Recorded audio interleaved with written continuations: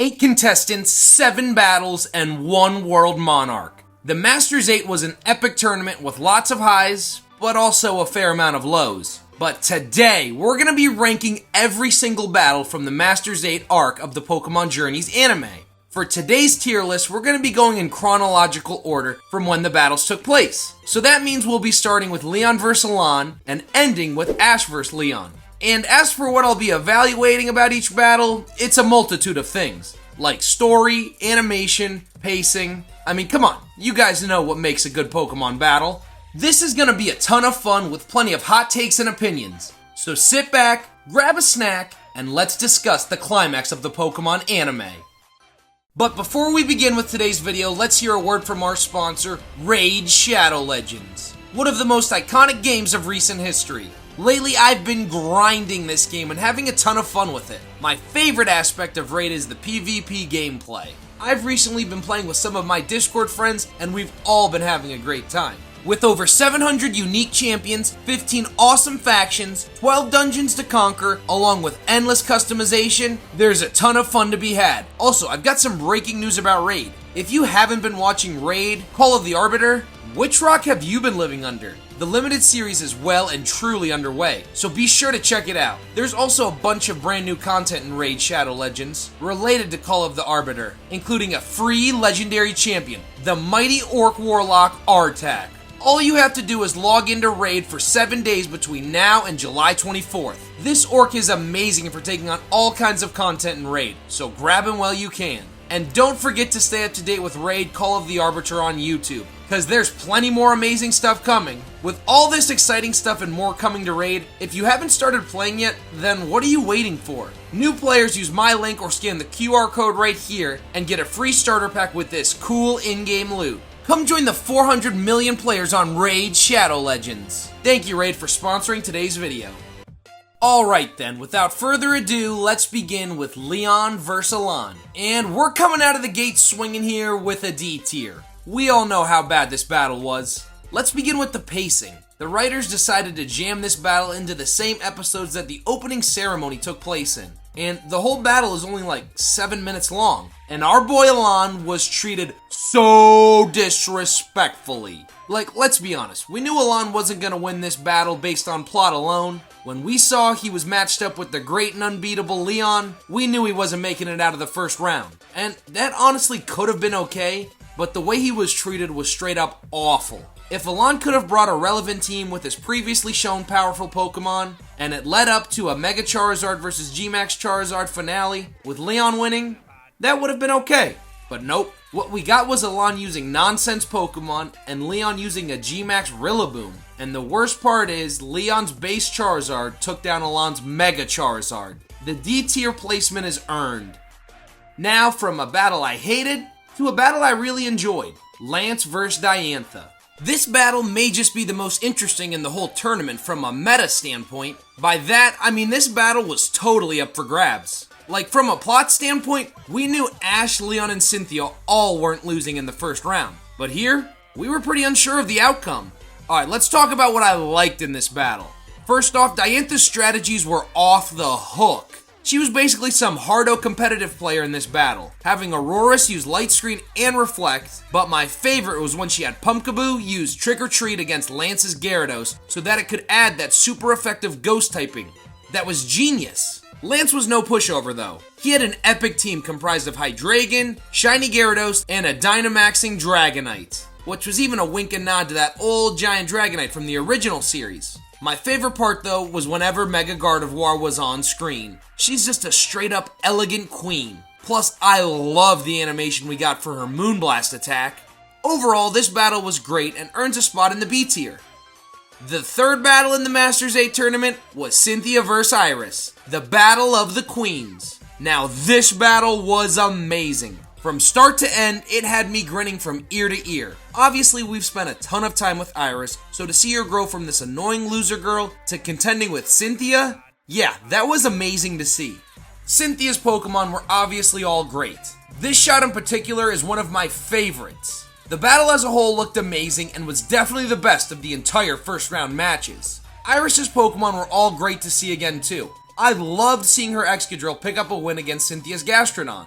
The best part was obviously Haxorus vs. Garchomp though. This battle was brutal and visually stunning.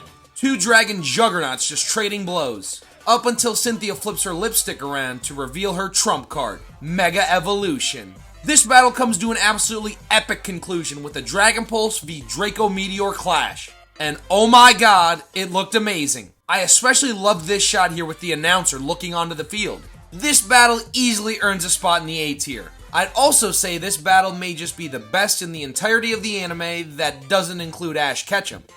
Now it's time for Ashy Boy. The final battle of the first round was Ash vs. Steven Stone. And this battle was, let's just say, interesting. I didn't really love this one all that much. From a narrative standpoint, Ash barely has any connection with Steven, so there isn't a lot of relevancy there. Then the battle itself was kinda just meh to me. Of all of Ash's Journeys Pokemon, Dracovish was my least favorite, so Ash using it in the very first battle of the Champions Tournament didn't really excite me. I definitely wish he had brought any of his other Journeys Pokemon. Then Gengar comes out and takes down the mighty Aggron with burn damage? Oof. Then Cradily takes down Gengar in an underwhelming way, which made no sense to me because they had Paul use a Metagross against Ash's Gengar in their training episode, so I definitely expected a G-Max Gengar vs Mega Metagross battle, but whatever. Pikachu vs Cradily was the definite highlight of the battle. The way Pikachu takes down Cradily with the Electro Web Iron Tail combo was epic. Then we got Pikachu vs Metagross, which I didn't really like. Steven Mega evolves the Metagross right away and begins to body Pikachu. Like seriously, Pikachu couldn't even touch Metagross. Honestly, Ash should have lost the battle right here. But then, I can't lie. When all hope seems lost, I made a big smile once I saw Ash throw his hat up to Pikachu. The Z move was pretty epic. I also did like the conclusion, as Metagross actually survives the Z move, but then Pikachu finishes it off with an Iron Tail while still wearing Ash's hat. This battle was alright. I think I'll put it in B tier, but behind Lance and Diantha's battle, of course. Alright, on to the second round, and we got another stinker to start us off. Up next, we've got Leon vs. Diantha. Easily one of the biggest pieces of dog doo-doo we've seen in all of fiction. This is the freaking Masters 8 tournament, the biggest arc in Pokemon history, and we don't even get to see the semifinal battle? A good 70% of this battle takes place off screen, and all we got was some stupid little clip show to recap who took down who. Oh, and speaking of, this shows off how Leon's Rillaboom is like the strongest Pokemon ever conceived. Whatever. This battle honestly makes Alain vs. Leon look like Ash vs. Paul.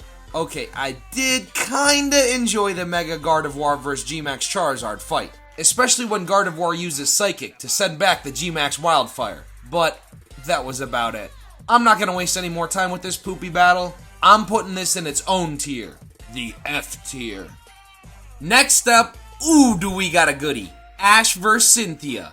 Yes, a battle 2 decades in the making, and boy did it deliver. Now this battle was awesome in every way possible, and it treated both champions with the respect they deserve. The battle begins with Cynthia's Spiritomb causing major problems. Cynthia's strategies are genius here, but leave it to Ash to pull out the good old counter shield to neutralize the hypnosis. This was such a perfect callback.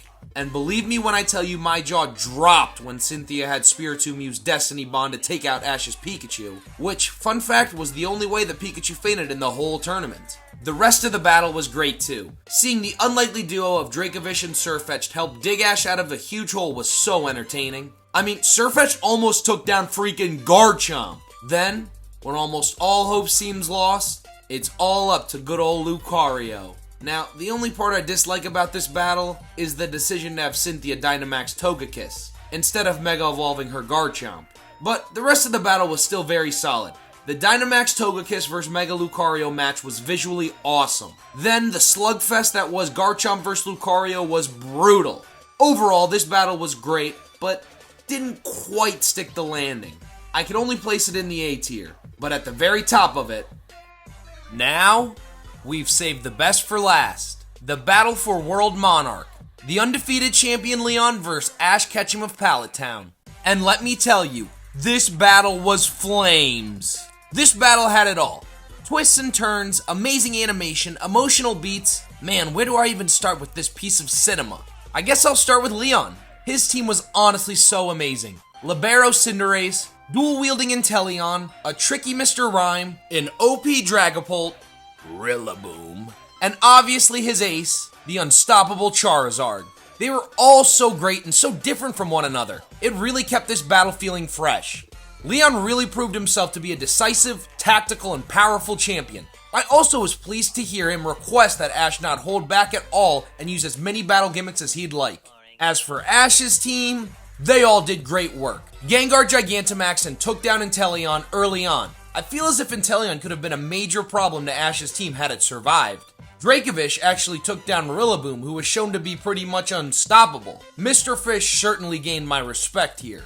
Dragonite redeemed herself after a bit of a cold streak. It took down Dragapult in an old school versus new school pseudo-legendary standoff. Plus, the way she finished off Dragapult with the Dragonite Meteor really reminded me of the classic Charizard Seismic Toss. Sirfetch'd was the only Ash Pokemon to not pick up a KO. He had to do a bunch of the dirty work for the rest of Ash's team. He helped clean up the battlefield when Mr. Rhyme dropped the ice on it, and he also did solid damage on Rillaboom.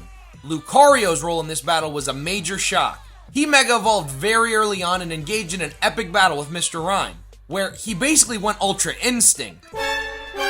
Then he got taken down moments later by Dragapult.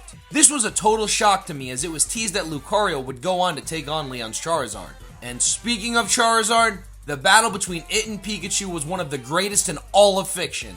The G-Max Wildfire Clash with 10 million volt Thunderbolts created such shockwaves that it breaks Eternatus free. Then Eternatus arrives, only to up the production budget and allow another Gigantamax? Pikachu vs Cinderace was meh, but then Pikachu vs Charizard Part 2 was epic. So many amazing visuals. And check out this move right here by Pikachu. This ain't Quick Attack, this is Mach 200 Attack.